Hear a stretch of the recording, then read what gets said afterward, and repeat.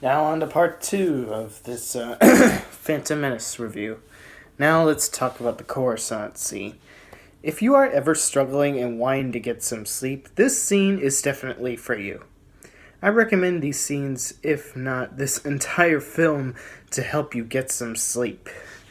Seriously, no one cares about the politics behind everything. We wanted to see the Clone Wars, not how the Clone Wars came to be. The only time we ever got to see the Clone Wars in action of the prequels was at the end of Attack of the Clones, which was the beginning of the Clone Wars, and the end of the Clone Wars, which was Revenge of the Sith, or the beginning of the Revenge of the Sith, or the first half of Revenge of the Sith, my bad. We don't need to see how the Clone Wars came to be with all this bullshit about politics, or that forced romance in Attack of the Clones. And I know some subscribers and friends of mine, more than likely watching this, don't give a damn about politics either, as they said it themselves. And this definitely should be the icing on the cake. The first two prequels in the Star Wars saga is the icing on the cake of boring ass politics. What should matter is that the war exists. This is Star Wars, not Star politics or something of the sort. That's what the trilogy should have been. Have its main focus on the Clone Wars and not stupid shit about politics. It should have started off with Anakin already being trained, then halfway through the Clone Wars is here on episode 1. The Phantom Menace should have been thought of as a prologue to the prequel trilogy, and then the 3 prequels would be about the Clone Wars, kind of like how Rogue One is a prologue to the original trilogy. Were the politics really necessary? You fought in the Clone Wars? Funny how Jar Jar was expressing his excitement leaving Coruscant. It's like George Lucas once again knew it was going to be boring, so he directed Jar Jar Binks to express his excitement leaving. Thank you, Sam's channel, by the way. And if the whole purpose of Jar Jar Binks was to entertain kids, then what was the purpose of the politics after all? Since when are kids thrilled about that kind of shit anyway? I was never thrilled about it when I was extremely young, which is why I always skipped through it. I still lied to myself saying I liked the movie until age 15 and 16. There needs to be more to a movie than just explosions, endless lightsaber battles, gunfire, non-stop action, etc. The amount of explosions in a film doesn't measure how awesome a film is. Looking at you, Michael Bay. And neither does CGI. Good action comes from motivation and investment. I need some heart, I need some character, I need some emotion. I need to somehow get engaged in the movie. But of course, with every character sounding like a robot in low power, or a teacher in a high school math class, that takes all of that away. Well, this is coming from a college kid, by the way. Back on the topic of The Force Awakens sucks compared to the prequels nonsense, let's compare Phantom Menace clips to A New Hope and The Force Awakens. Oh, and right before I do so, let me just say that The Force Awakens was so fucking awesome. Even my mom said it was like the best movie ever, and she isn't even as big of a Star Wars fan as I am. So that definitely says a lot. Anyways, let me show some clips. I must be frank, Your Majesty. There is little chance the Senate will act on the invasion. Chancellor Valorum seems to think there is hope. If I may say so, Your Majesty, the Chancellor has little real power. He is mired by baseless accusations of corruption. The bureaucrats are in charge now. What options have we? The chair has not recognized a senator from the Trade Federation at this time. To state our allegations, I present Queen Amidala, recently elected ruler of the Naboo, who speaks on our behalf.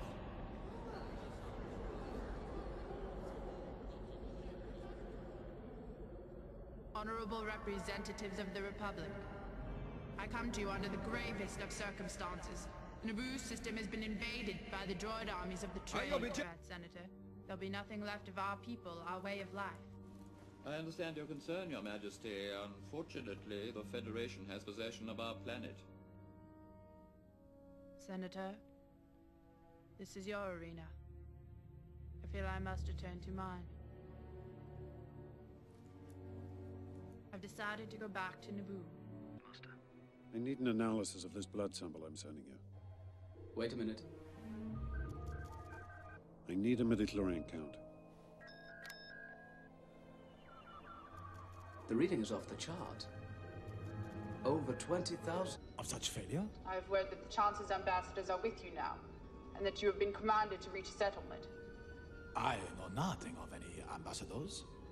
You must be mistaken. Beware, Viceroy. The Federation has gone too far this time. We would never do anything without the approval of the Senate. You assume too much. We will see. I got him! Great kid! Don't get cocky! We gotta find out which cell this princess of yours is in. Here it is. 2187. You go and get her. I'll hold him here.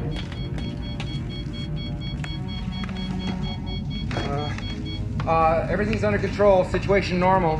What happened? Had a slight weapons malfunction, but everything's perfectly all right now. We're fine. We're all fine here now. Thank you. How are you? We're sending a squad up. Negative. We have a reactor leak here now. Give us a few minutes to lock it down. Large leak, very dangerous. Who is this? What's your operating number? Boring conversation anyway. Whoa! We're gonna have company! Too little short for a stormtrooper. Huh?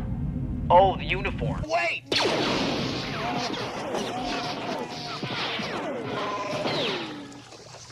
You forget it! I already tried it! It's magnetically sealed! Put that thing away! You're gonna get us all killed! Absolutely, Your Worship. Look, I had everything under control till you let us down here.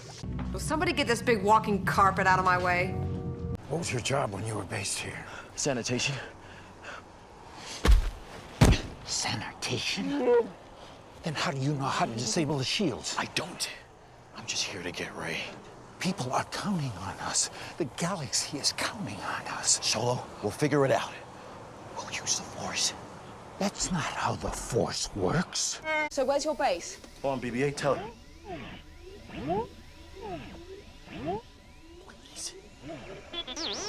The Ilenium system. Yes, the Elenium system, that's the one. Get us there as fast as you can. I'll drop you to it, Panema. I will remove these restraints and leave the cell with the door open.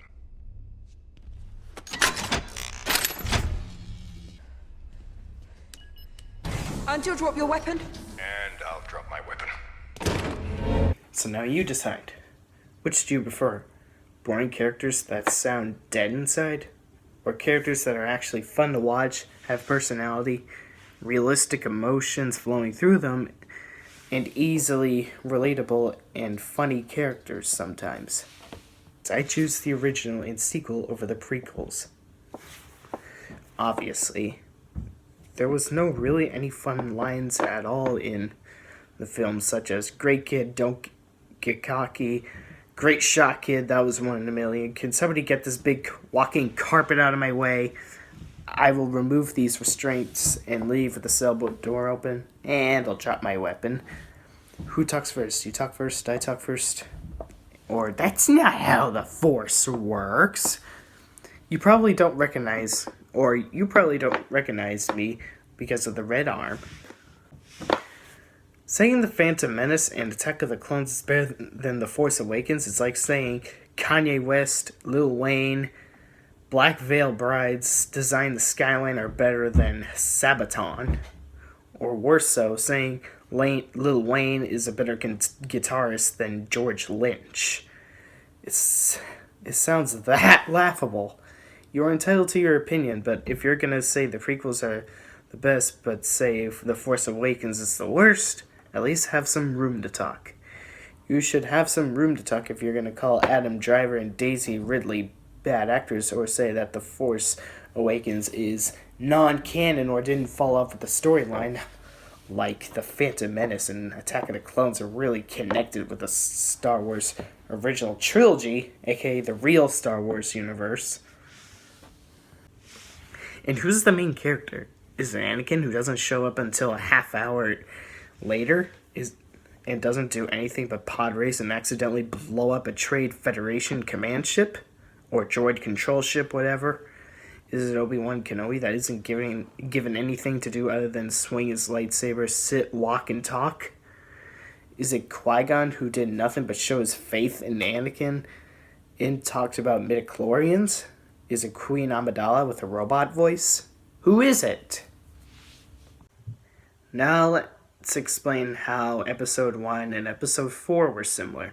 Warning, some of these may be very nitpicking, and I apologize for that, but since people tend to be nitpicking on A New Hope and The Force Awakens as well, let's tell the similarities. I almost said differences. Captain of a ship gets killed on an enemy ship. Captain, look!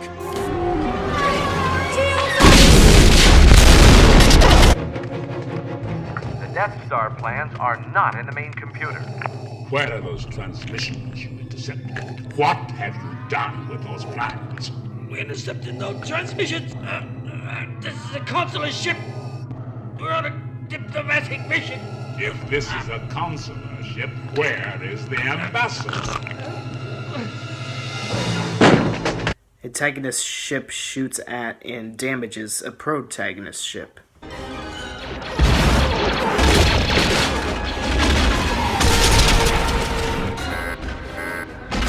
Shield generator's been hit.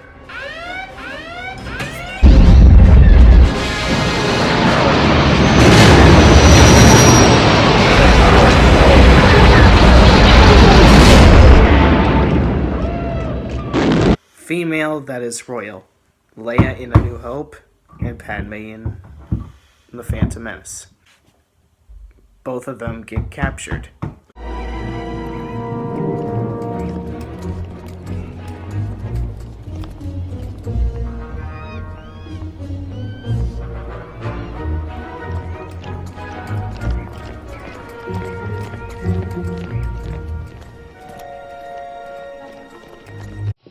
Darth Vader, only you could be so bold.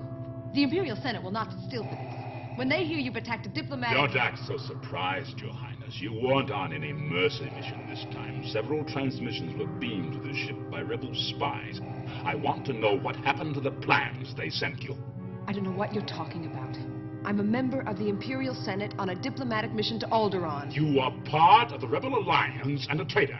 Take it away! Good guys escape from bad guy ship. Play for the Trade Federation. We've got to warn the Naboo and contact Chancellor Valorum. Let's split up. Stow aboard separate ships and meet down on the planet. You were right about one thing, Master. The negotiations were short.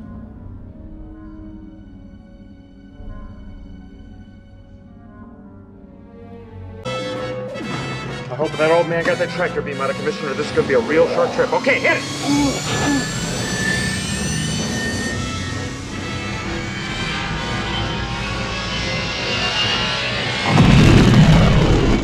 Poor Skywalker on Tatooine. I'm a pilot, you know, and someday I'm gonna fly away from this place. That's okay. I'm never coming back to this planet again. A trench run in the Death Star, and a trench run in pod racing.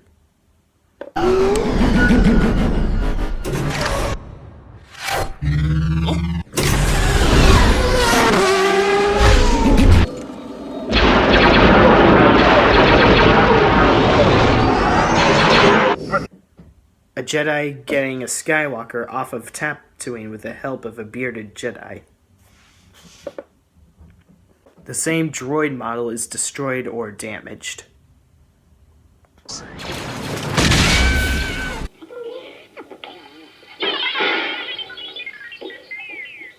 A Sith Lord is after the female character. A climatic space battle.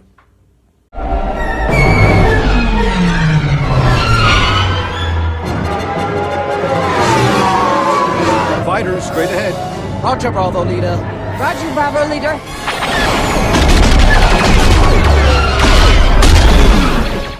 periscope's negative. I don't see anything. Take up your visuals, counting. Here they come. Watch it, you've got one on your tail.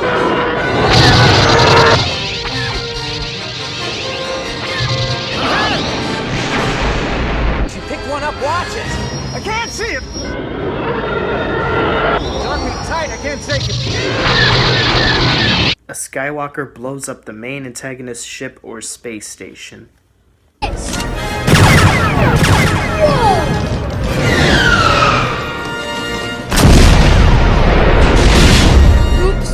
We're losing power. There seems to be a problem with the main reactor. Impossible.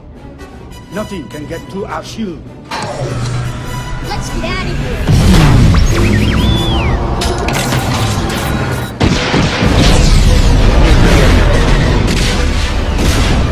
What's that? It's blowing up from the inside. We didn't hit it. Now this is pod racing. Look, one of ours out of the main hole.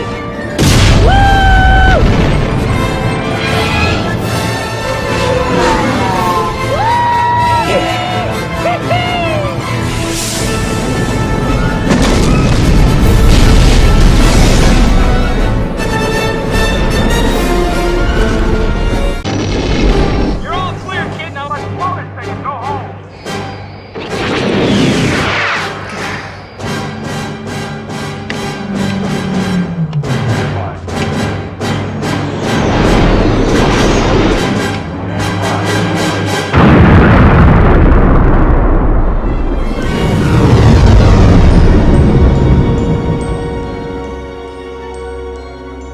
Great shot, kid. That was one in a million. Obi-Wan dueling against someone with the first name Darth.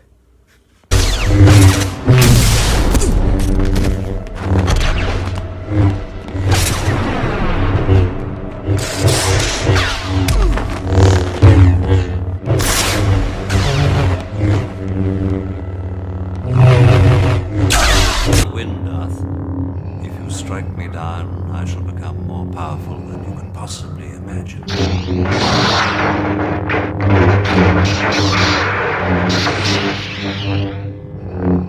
You should not have come back.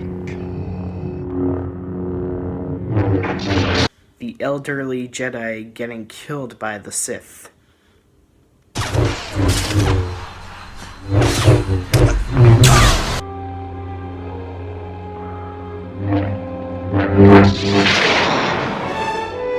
Younger characters screaming no when the elderly Jedi are killed.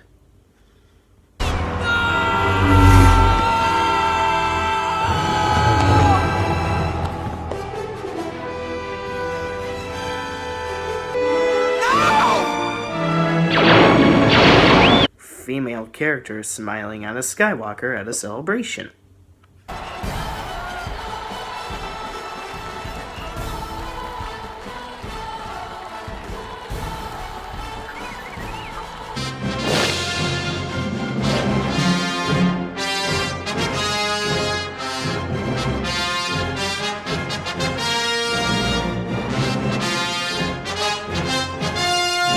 An ending celebration. That with Anakin, you know, kind of duplicating the Luke Skywalker role, but you see the echo of where it all is going to go. And instead of destroying the Death Star, he destroys the ship that controls the robots.